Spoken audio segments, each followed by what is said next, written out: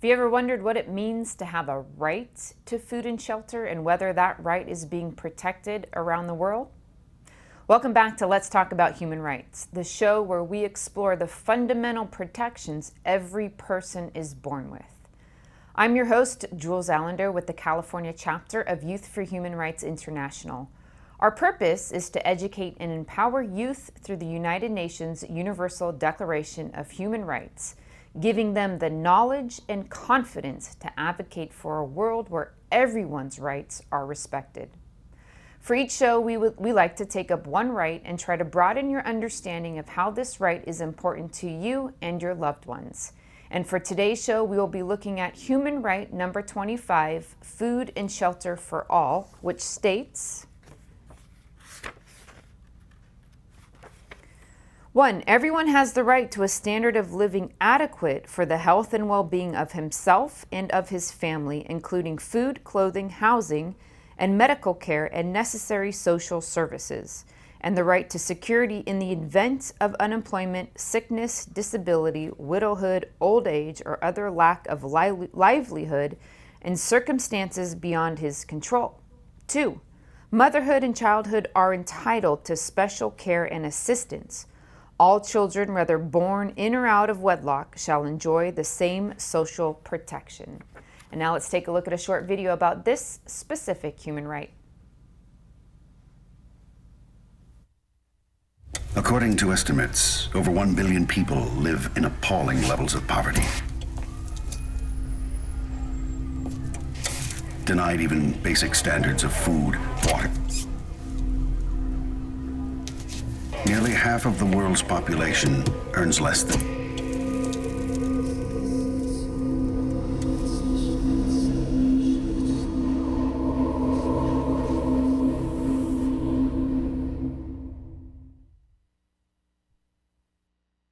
Now let's examine these ideas a little more closely. Human Right 25 is composed of two sections. The first section has to do with everyone, and the second section has to do with a special segment of society that has a higher value towards the future. That is motherhood and children. The first section of this right reads like this. Everyone has the right to a standard of living adequate for the health and well-being of himself and of his family, including food, clothing, housing, and medical care and necessary social services, and the right to security in the event of unemployment, sickness, disability, widowhood, old age, or other lack of livelihood in circumstances beyond his control. The right to a standard of living is basic to any healthy society. A person desperate to put enough food on the table or a roof over their head is not going to be very concerned about rights, theirs or yours. When circumstances degenerate downward, an individual needs to be able to act in order to maintain their standard of living. There needs to be a path that they can take to correct the circumstances that created this issue. To get a better grasp of this, let's take a look at what is a standard of living. A standard of living is composed of a secure home, a place where one can sleep and keep their belongings securely without threat or the stress of criminals, the ability to secure enough food to keep themselves in good health, access to stores and enough currency to purchase the food, friends and neighbors that one can intermingle with and enjoy a sense of community with a safe neighborhood, a place where the individual can go out without feeling threatened or being made a target for criminals, a job adequate to maintaining these needs or a means of income so that the individual can live with a sense of autonomy, and the ability to do all of this as the head of a household for a family. Most people do not mind working and making their own way in life. They want to be the one who secures the necessities of life, create a place to live, put food on the table, and to have friends and acquaintances of their own choosing. But if the job they have is nowhere near the housing they can afford, these ideals become just words. We see this today with lines of dilapidated campers lined up on side streets near the more affluent neighborhoods. This is a solution to affordable housing. If you were to survey the area for prices of apartments or houses for rent and then survey the wage of the workers living in these campers, you would find that the wage and the rent do not match. It is important for a society to ensure that housing, food, and a safe environment are securable by the individual and within a reasonable distance from their work. To do otherwise creates an environment where the person starts to create unusual solutions and lean upon the state or greater community for subsistence. There is no simple solution to these kinds of problems, and in all likelihood, the long-term solution will be composed of many factors. Everything from zoning laws to education and job training. You cannot create a minimum wage job 50 miles from affordable housing. But the first step is to look at the problem for what it actually is. It is a job with a pay scale equal to the cost of living in an area. Cost of living is composed of a variety of things, not just rent and food.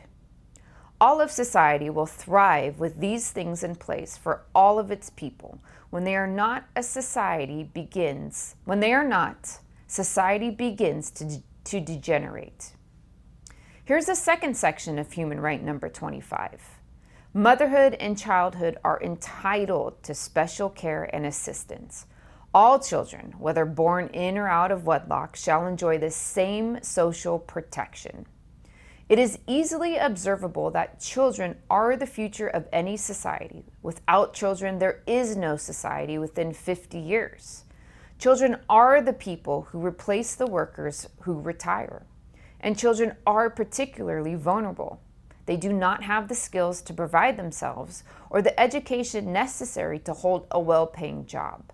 Children are smaller and weaker, and so are not able to protect themselves.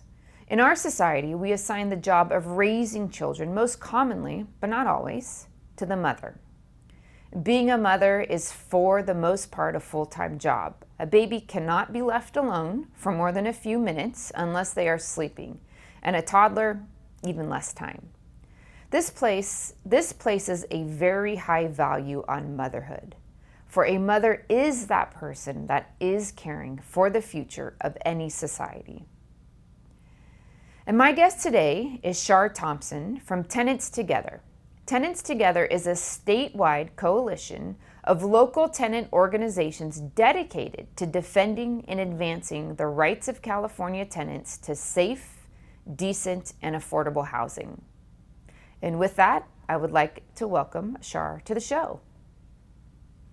Hi, thank you. Thank you so much for having me here today. Yeah, thank you so much for joining us. So let's dive in with your story. What brought you to the world of tenant advocacy?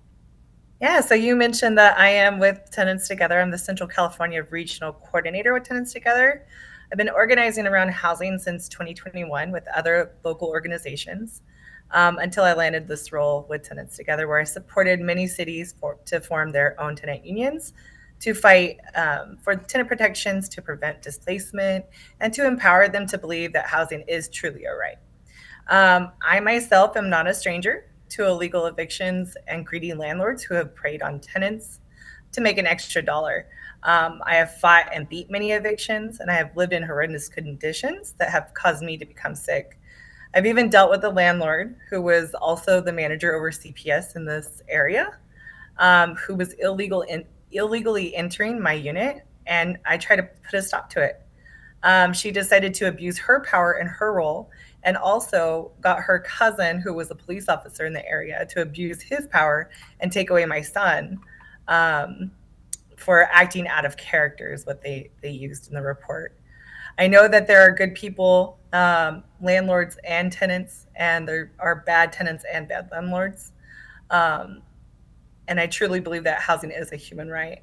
But people should be able to obtain and feel secure and decent and safe housing. Another reason why I do this work is that when I was 2 months pregnant, I found myself in a domestic violence situation. And because I was not on the lease, I was the one who had to leave, even though he was taken to jail. I lived in my car for 5 months of the pregnancy because my car broke down, and I had no way to get back home from Sacramento to Fresno until I finally let my family know what was going on. So I packed a bag of clothes and got on a train and left all my belongings in that car, and found myself at during the time that I was in the car, though, I found myself at a food pantry, and because I didn't have a fridge or for the perishable items, they wouldn't allow me to obtain food from them. I was starving and pregnant, and I used my last bit of gas to get there. So that happened before I came back home to Fresno. But the reason I fight is because all the people, no matter their background, class, or race, should be able to have a safe and decent abode or shelter. This is why I feel that housing needs to be recognized as a human right everywhere. Wow, that's quite a story. So, in terms of a personal experience, this is obviously something that you have walked and understand the importance of an organization like yours. Absolutely. And so, with that, you had mentioned that housing, you believe housing is a right, as it, I agree, and as it states in the Universal Declaration of Human Rights. And so how often do you see this violated? Phew, every single day. If it's not the landlord trying to measle the tenant out of a housing situation to just re-rent the unit to somebody else after raking up that rent. It's the city who is not in compliance with the guidelines that they have to follow during inspections, or the manner and the way that they have to test for mold to make sure that it is safe. Recently, in the city of Clovis, we had a major win where the inspector was not leaving the office to inspect. He was merely receiving reports and documentation from tenants about substandard conditions. But there were two children in the hospital and a single mother of five. She reached out to me, and we fought to have code enforcement change their process because they were not following the standards of AB 838, which is the interior inspections guideline.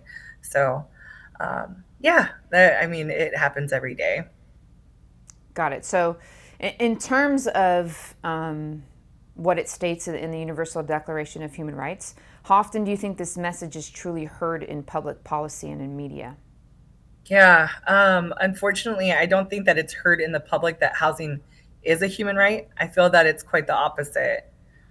With all the negative approaches that our nation has recently been enduring, ICE coming into people's homes and terrorizing people, kidnapping people, the hardworking class that is being attacked.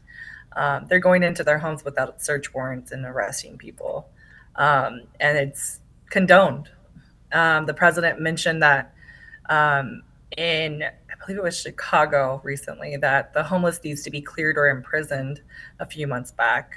Then there's cities just like Fresno that have recently passed an ordinance indicating that people can't sit, lie, or sleep, and if they're caught, they're fined with $2,000 fees, and it's just really disgusting. These people that are out on the streets, they can't afford food, they can't even afford shelter. How are they going to afford a $2,000 fee just for being, homeless or unhoused? We as advocates push for solutions to stop or slow the housing crisis. And when we finally take that leap forward, it feels like new council will come in and repeal ordinances, just like what happened in Salinas recently, where they ran their campaign for rent control and other tenant protections through the council, and they won those.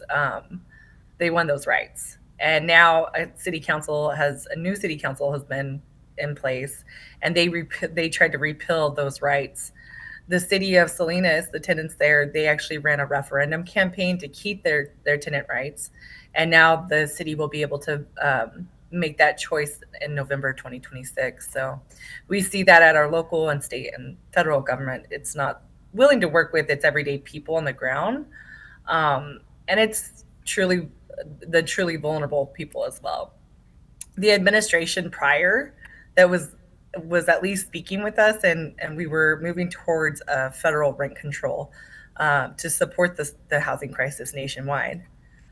Just in Los like in I like to throw some statistics around, but just in Los Angeles, one person every day dies who is unhoused, and there are, people building mansions that can't house that can house many people that are, you know, that only one or two people are living in. So with that said, I don't think that we are keeping that promise here in the United States. Got it. And so let's talk about Article 25, the right to adequate housing. In your view, what does adequate mean in real life for like a single mom in Oakland or working class family in Fresno? What does that mean? What does that look like? Adequate housing is a home that is not, where there's not multiple people or multiple families living in a home. It is a home that is safe and decent, meaning safe. It doesn't have mold. It's not going to pose a health or safety issue to you. Um, yeah, as a single mother of one, I know that the system does not provide enough to truly thrive in this economy.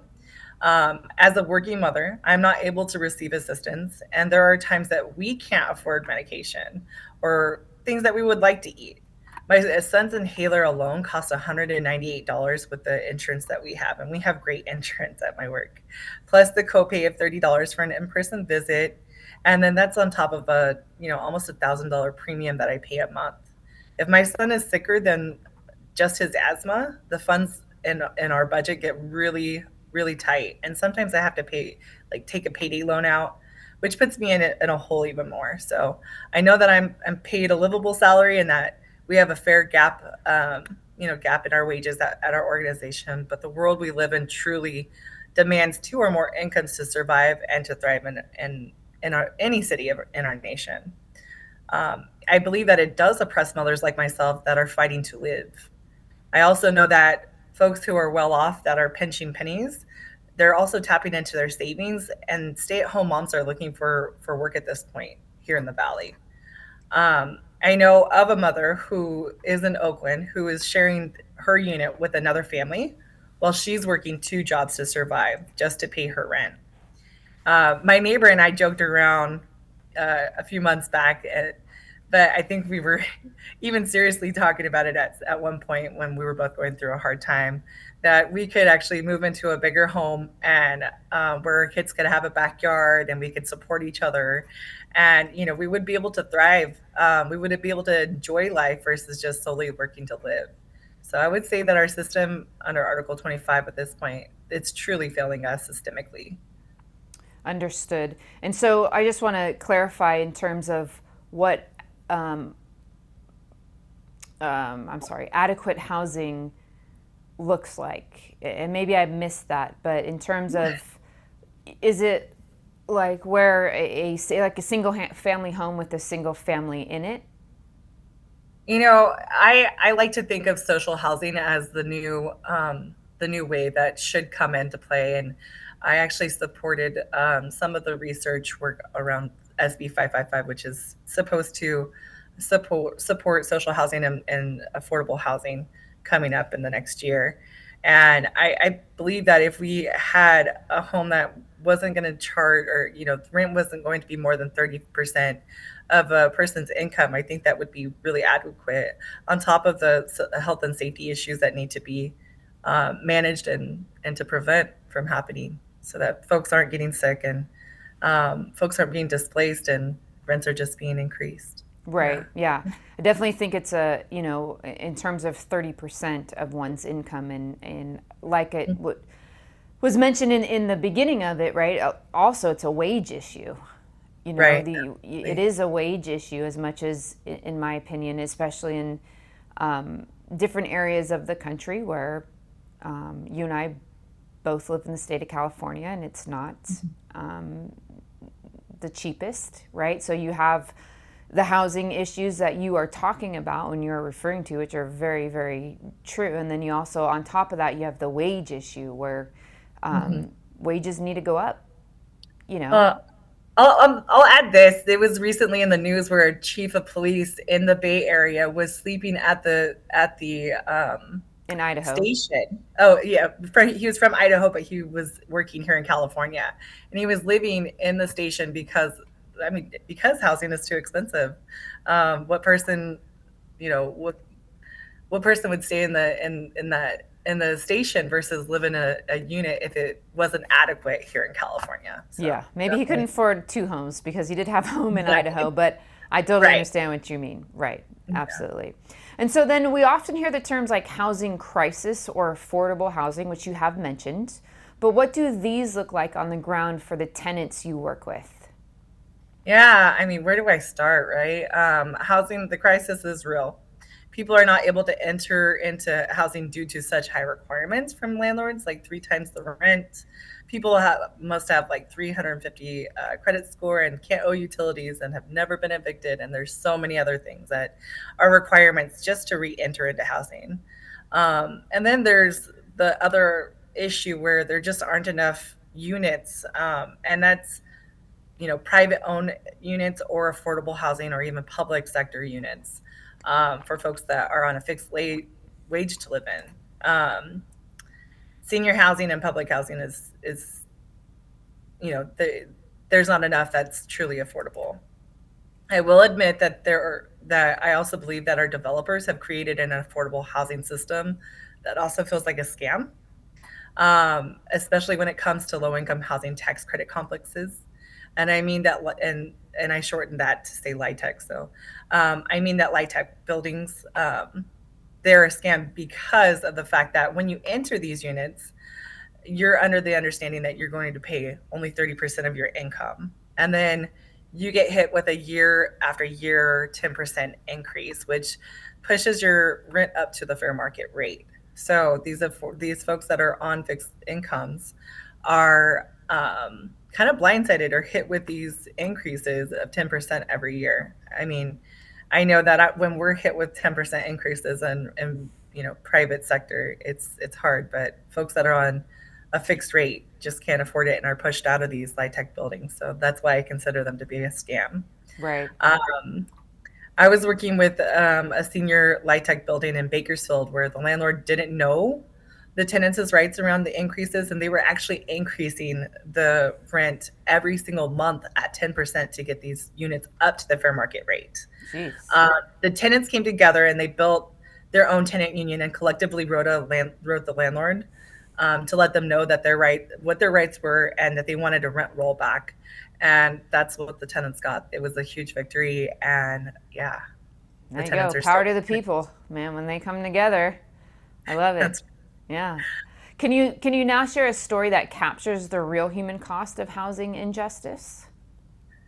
Can you elaborate on that question? Like, Yeah, so like have you come across, because we've been talking about scams, unfair housing, like you just mentioned, someone raising rent 10% every month, that's a lot, right? To push mhm, somebody out, which per law they couldn't do, mhm, correct? right. Just anything like that. You obviously work with a lot of different tenants and oversee organizations, but like for an example, we could take a single mother who has two Mhm, children, right? Like you mentioned, she's working two jobs. yeah. And the housing, she wrongly has her rent increased, and then she gets evicted. And now you're Right. putting two small children, two young children, and a single mother on the street, more or less. Obviously, depending where you live, there's shelters, but obviously that's nowhere to raise a family. Mhm. So that's like real human costs. I'm Yeah. not sure. Yeah, aside the rent increase, a story that I just told in Bakersfield, I recently was supporting a family, or not supporting, but like kind of helping a family with an illegal eviction because they couldn't pay the rent increase. So their rent was increased, and they couldn't pay the portion that it was increased to.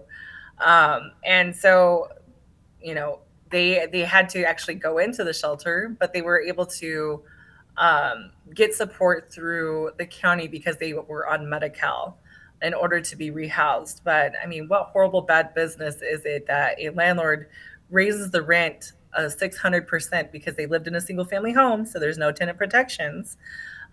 They raised it 600% and push these people out on purpose just to re rent that home at a higher rate.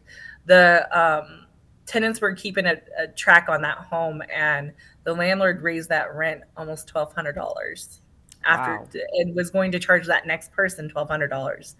Um, and in that home, I mean, they were dealing with a heater that wasn't working, air conditioner that was also not working.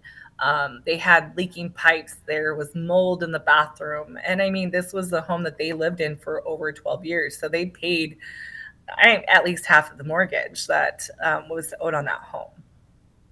Right. Yeah. That's it's very unfortunate. It's very sad at times. And so, what are the Absolutely. biggest barriers tenants face when trying to assert their housing rights? Yeah. I would say that legal literacy, landlord power, racism, or even, some of the deeper issues systemically would all play hand in hand. I would say that the biggest barrier is the fear of retaliation, but that is due to um, the fact that folks are legal illiterate.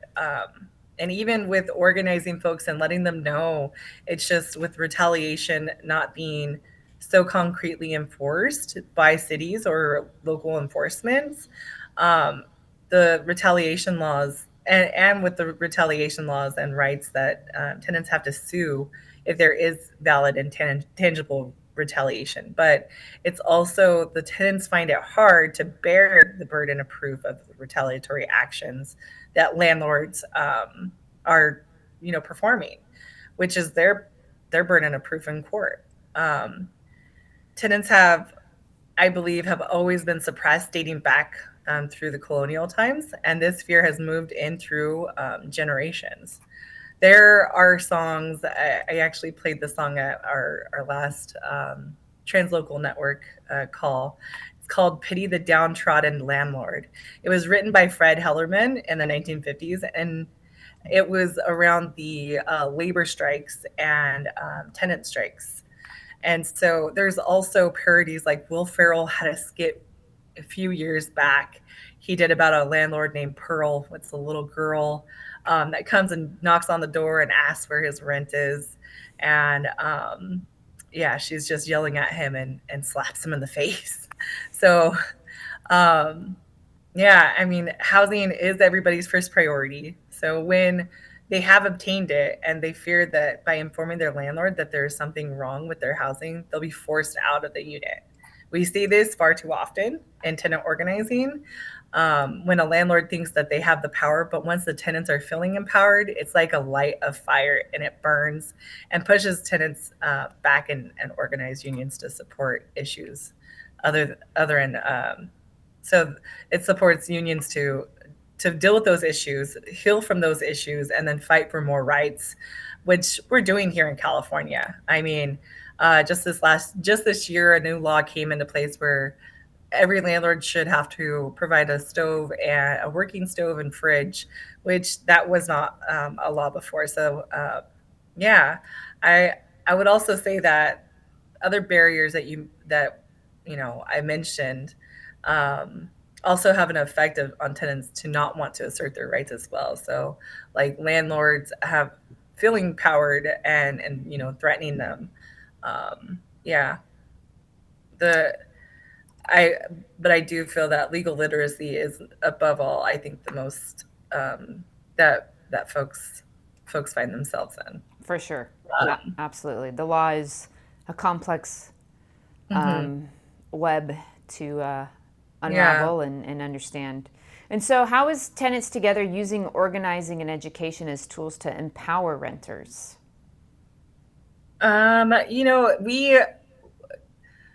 We hold space for a translocal organizing network call once a month, and we elaborate on the laws that have been passed or things that we are working on, and different organizing tactics for folks to use. But I we really truly empower tenants to locally do research and you know um, try to empower other people to come together, because that's where the power does come into play.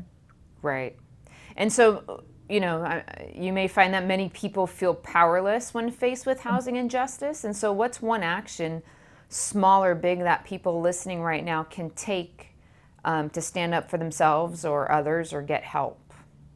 Yeah, I would suggest that these folks join their local tenants union, and if they don't have a local tenant union, connect with one of the housing rights organizations in your neighborhood, and build one, form a tenants union. It's never too late to do that, and connect with other like-minded individuals that um, you know are empowered to do the work as well.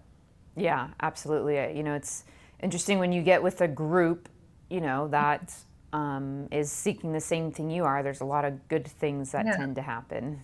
Yeah, I mean, I would even say, I'll give an example of, a group coming together and actually asserting their rights. So when I was merely volunteering with Faith in the Valley, we came together and we fought for the tenant protection or the eviction protection program. Because 1% of tenants go to court and are not represented, where 99% of landlords, they are represented. So we came together. We had meetings with our local city council, and they actually passed the eviction protection program. And every year since 2021, we have had to advocate to have the city implement or uh, implement the program, but also to push funding for that program as well. And it's gone through every single year, and Wow. now it's more than 2,000 people in just one of our small districts. So Wow, that's amazing. yeah. And in terms of, where you see or what should happen, if you could fast forward 10 years, what does, human rights based housing system look like to you? Yeah. Let's see. In the U.S., our laws are meant to like protect landowners that stole lands from the stewards of our nation. I feel like we should go to a social housing type of structure. I believe that everybody should have some green space and areas to live in. Yeah, just a place to call home and feel safe, and um, be able to have a home and an abode to live in and raise their children. Understood. And so, what is next for your organization or for you? Yeah.